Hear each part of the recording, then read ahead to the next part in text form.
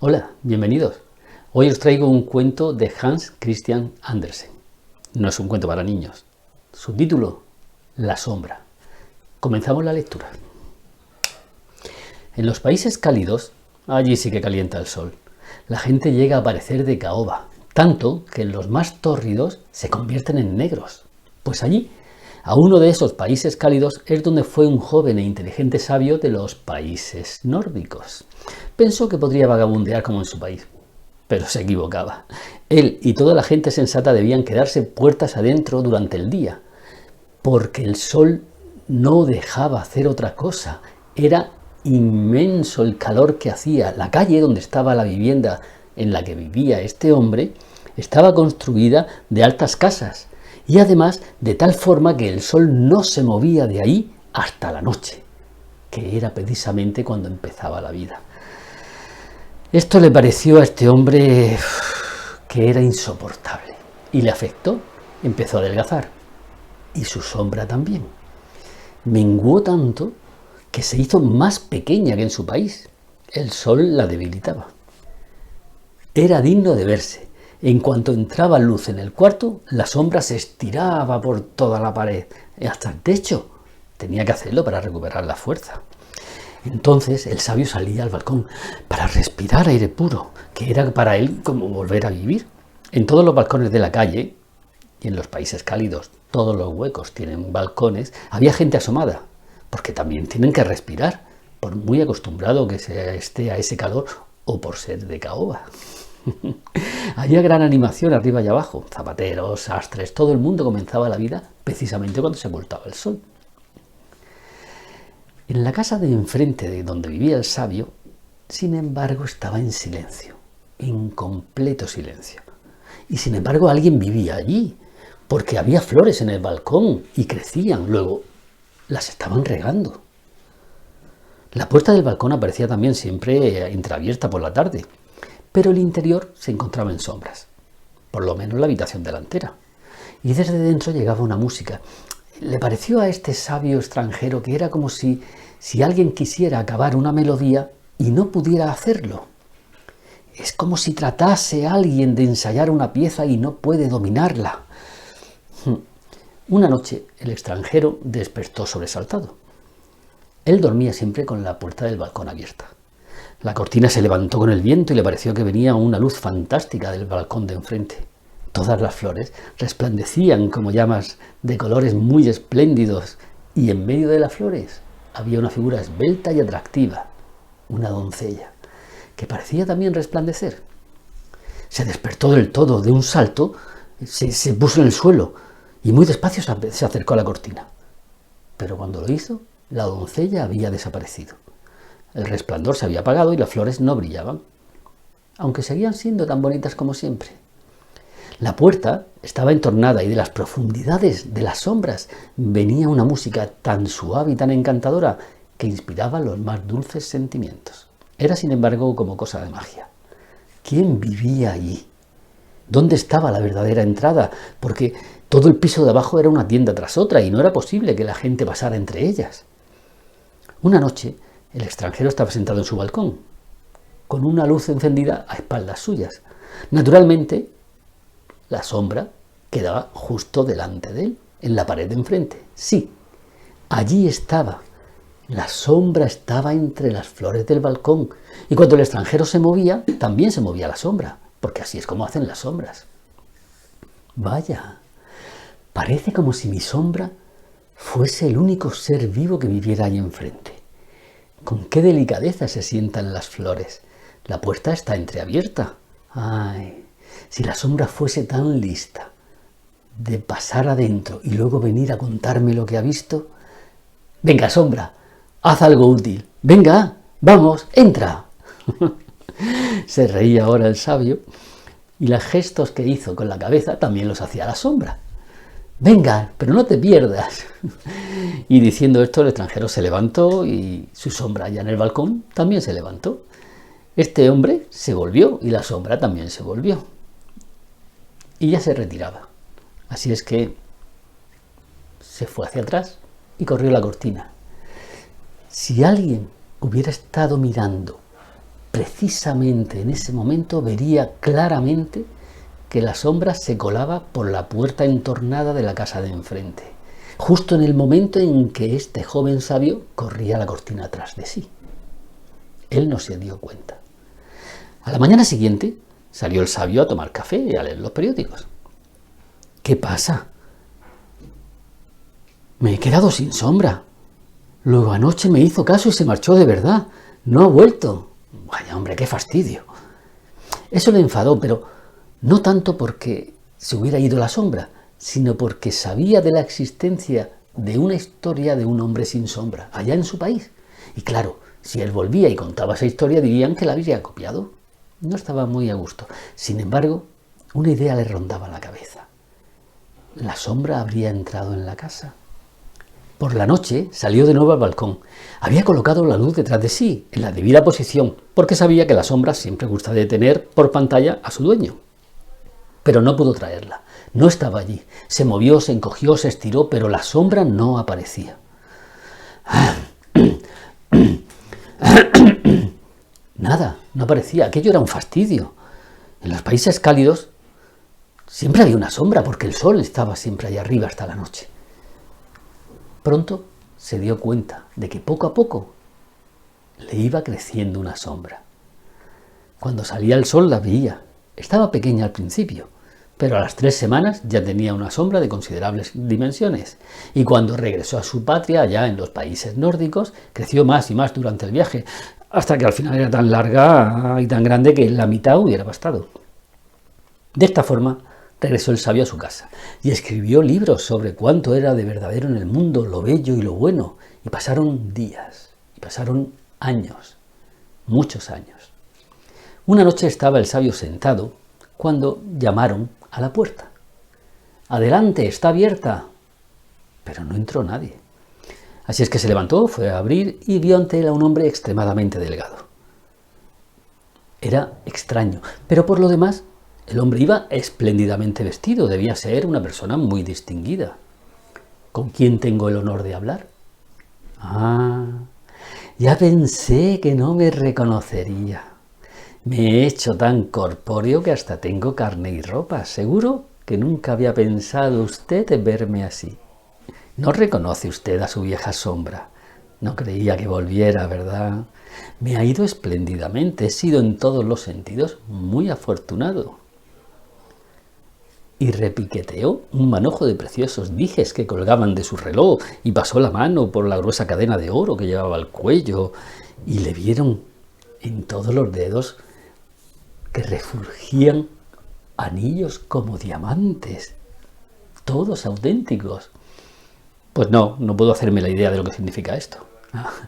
Ya no es nada corriente, pero usted tampoco es nada corriente y yo, bien sabe usted, desde que era así de pequeñito he seguido todas sus huellas. En cuanto usted descubrió que estaba a punto de ir solo por el mundo, seguí mi camino. Me encuentro en una situación excepcionalmente afortunada. Ay, me ha acometido el deseo de volver a verle y de ver esta tierra, porque la tierra tira mucho. ¿Le debo algo a esa sombra que tiene usted, a esa sombra nueva, o a usted mismo? ¿Se lo debo? Hágame el favor de decírmelo. Pero bueno, pero eres tú. ¿Realmente eres tú? Es extraordinario.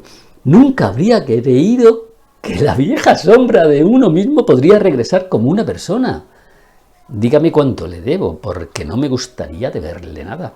Pero ¿cómo puedes hablar así? Vamos, ¿de qué deuda hablas? Venga, no me debes nada. Me alegra extraordinariamente tu suerte. Siéntate, querido amigo, siéntate y cuéntame cómo te ha ido en la vida. Y sobre todo, aquella vez que te entraste en la casa, cuéntame, ¿qué es lo que había allí? Allí en los países cálidos, ¿qué es lo que había adentro? ¿Quién vivía allí en aquella casa tan magnífica? Sí, se lo contaré.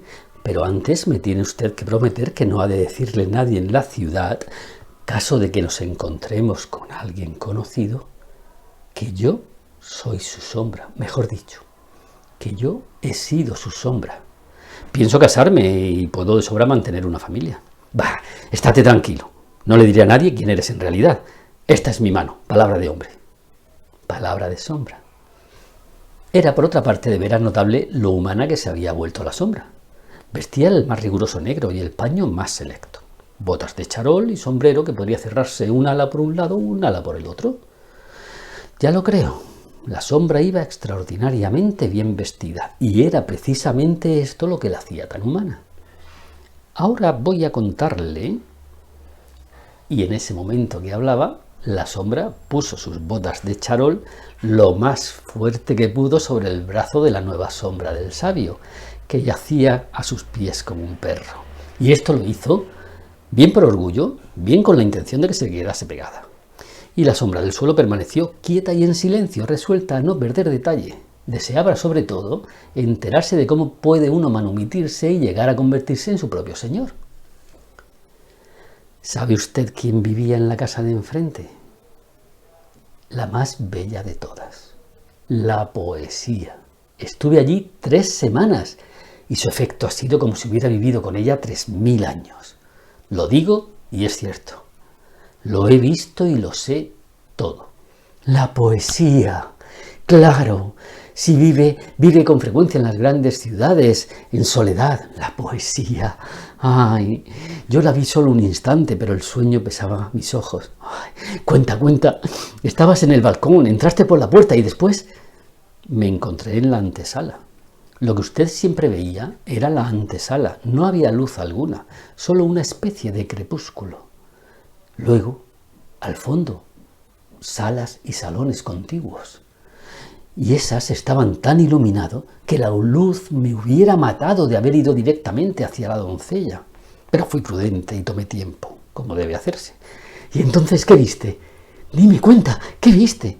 Lo vi todo, y se lo contaré todo, pero no es orgullo por mi parte.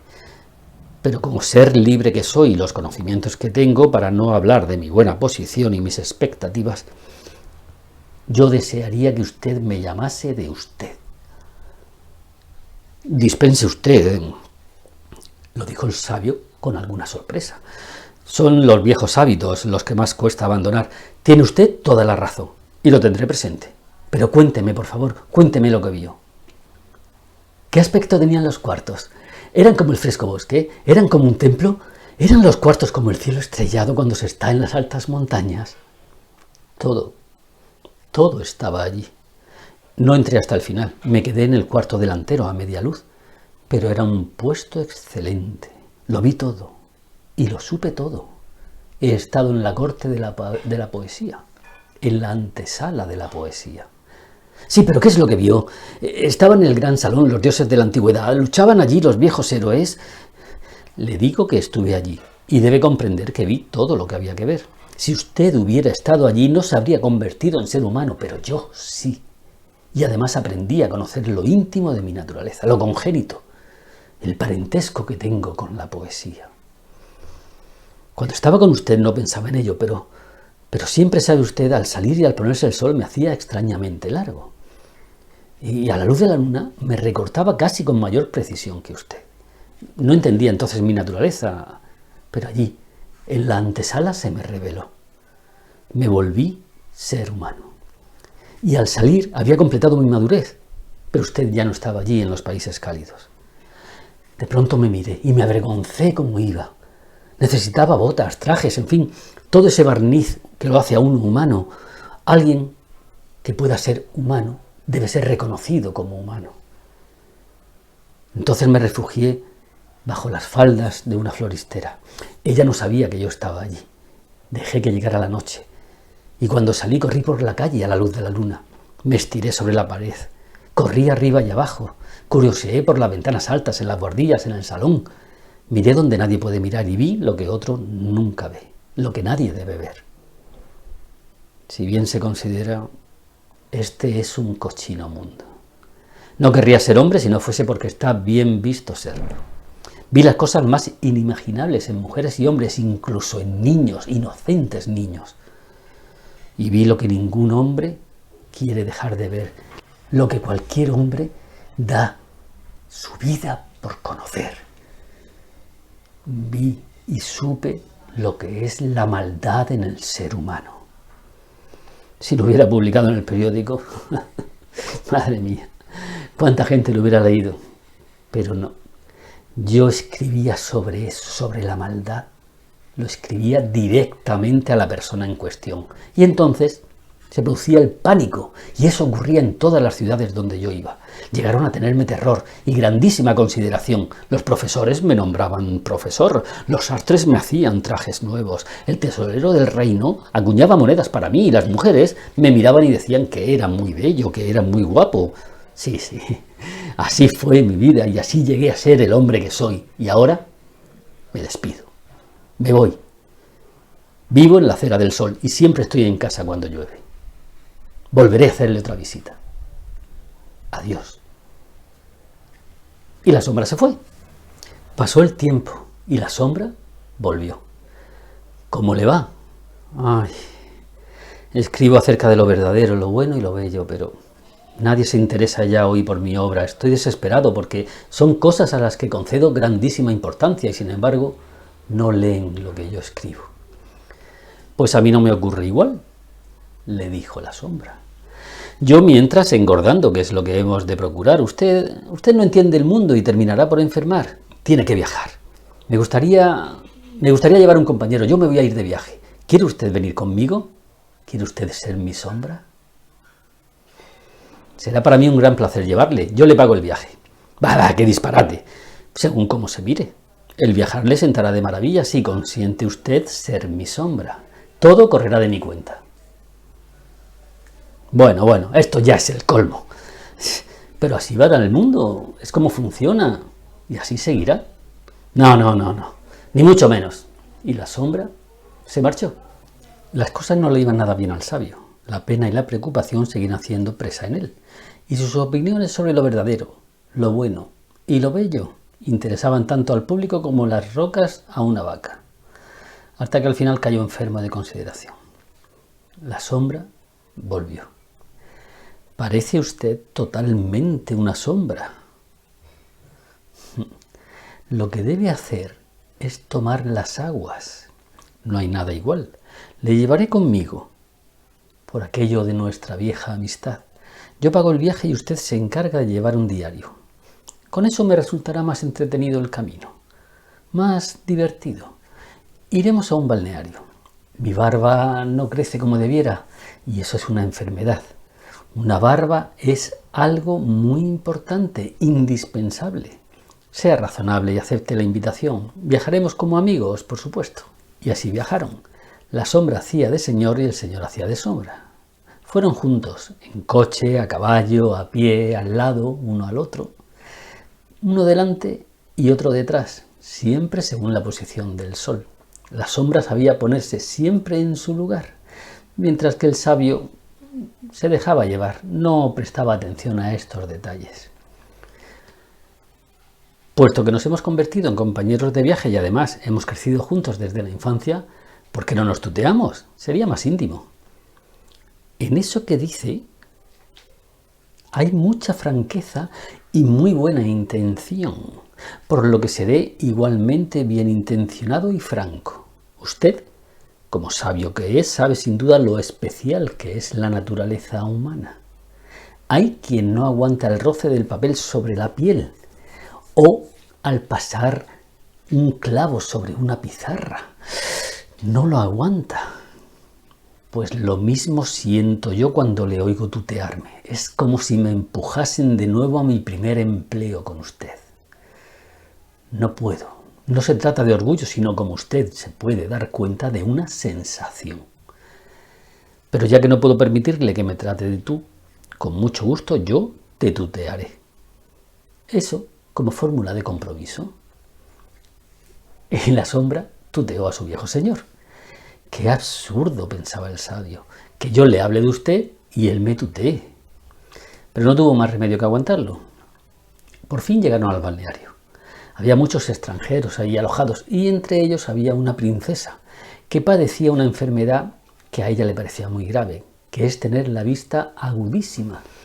Llena de curiosidad, entabló inmediatamente conversación con el caballero extranjero. Iba paseando y como princesa que era, pues no se andaba con las ramas. Así que le dijo: a usted lo que le ocurre es que no tiene sombra. Vuestra Alteza Real debe haber mejorado notablemente. Sé que vuestra dolencia consiste en que veis demasiado bien, pero ya debe haber remitido o desaparecido. Estáis sana, pues precisamente tengo una sombra muy extraña y diferente de las demás. ¿No habéis visto allí a la persona que siempre me acompaña, la que va junto a mí? Otros tienen una sombra vulgar, pero yo detesto lo corriente. Igual que se viste al criado con una librea de un paño mejor que el propio para aparentar, yo he ataviado a mi sombra como si fuese una persona. Ved que hasta le he proporcionado una sombra propia. Es muy costoso, pero me gusta tener algo excepcional. ¿Cómo? ¿Será posible que me haya curado de verdad? La princesa no cabía de gozo. Este agua tiene propiedades asombrosas. Pero no me marcho de aquí. No me marcho porque ahora comienza lo que es divertido. El extranjero me gusta extraordinariamente, con tal de que no le crezca la barba y se vaya. Por la noche en el gran salón bailaron la princesa y la sombra. Ella era ligera, pero él lo era aún más. Nunca había tenido la princesa semejante pareja de baile. Le habló de su país y la sombra lo conocía, lo había visitado. Debe ser el hombre más sabio del mundo, pensó la princesa. Cuando bailaron de nuevo, ella quedó enamoradísima de él. La sombra se dio cuenta, porque a ella lo atravesaba con su mirada. A esto siguió otro baile y estuvo a punto de decírselo, pero mantuvo la serenidad. Ella pensó en su reino, en su país.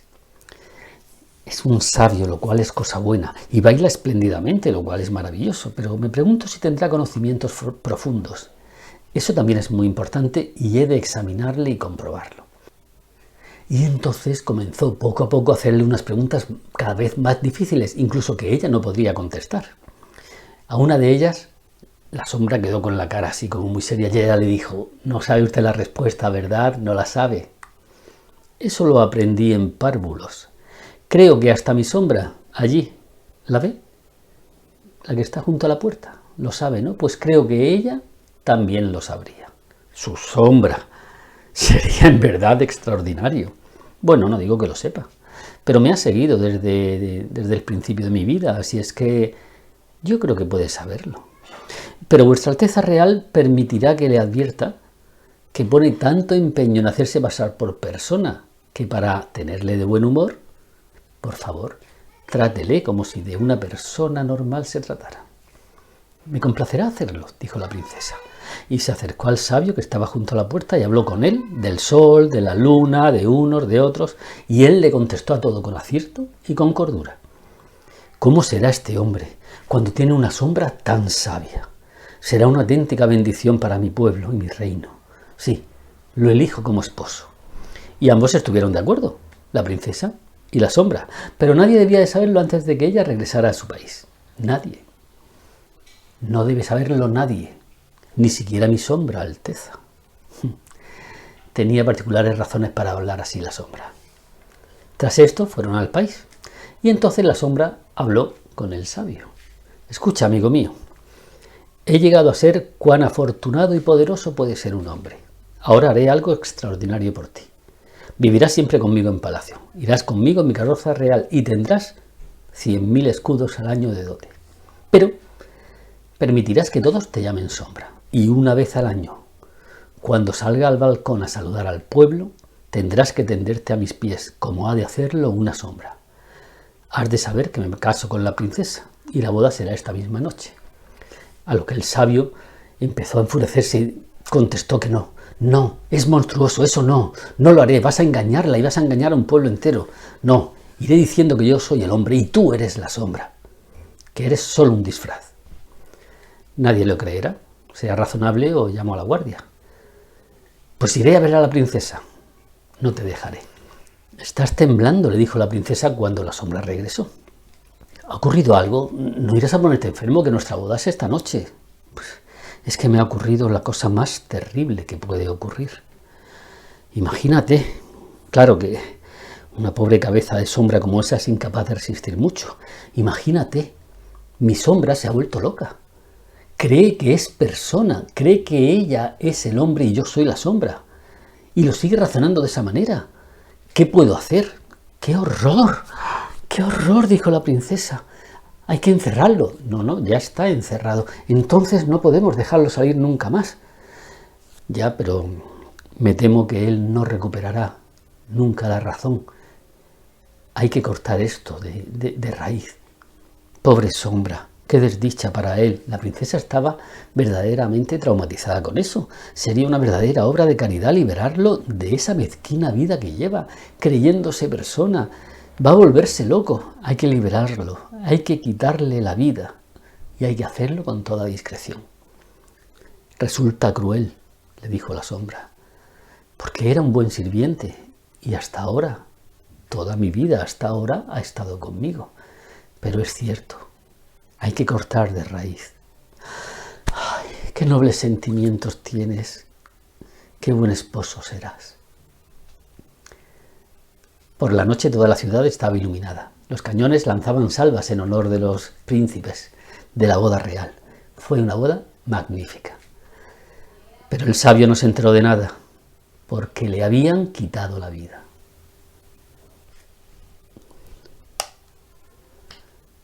Y hasta aquí el cuento, o la historia, o el relato de la sombra. Hasta la próxima entrega.